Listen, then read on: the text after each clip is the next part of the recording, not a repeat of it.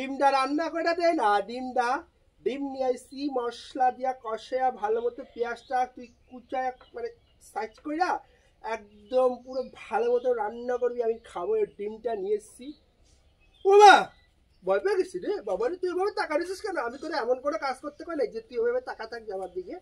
ওভাবে তাকানোর কোনো দরকার নেই। আমি তোর কাছে ডিমটা রান্না করে, তুই আমার পিসি ভাইপো আবদার করে বলেছে পিসিকে ডিমটা রান্না করে দিতে।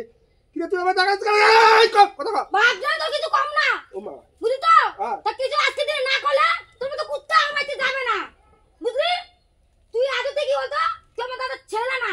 আর বদিমা তোর পাল্টা নিয়ে আইছে। বুঝলি তো? পাল্টা নিয়ে এসে? হ্যাঁ, পাল্টা নিয়ে আইছে।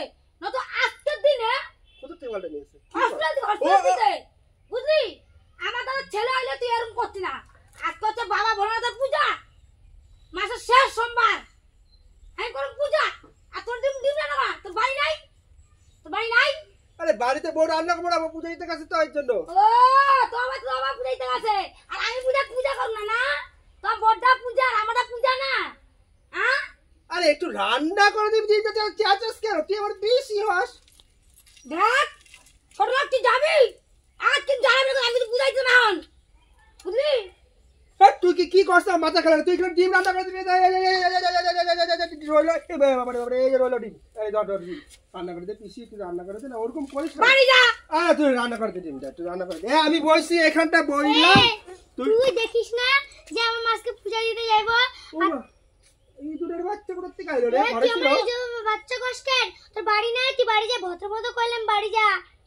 তোর বাড়িতে বউ নাই?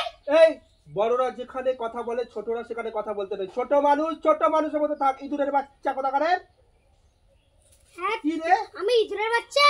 আমি ইঁদুরের বাচ্চা? হ্যাঁ আমি ইঁদুরের বাচ্চা। এই কি করিস তুই? ইঁদুরের বাচ্চা। আমি ইঁদুরের বাচ্চা। ইঁদুরের বাচ্চা দা।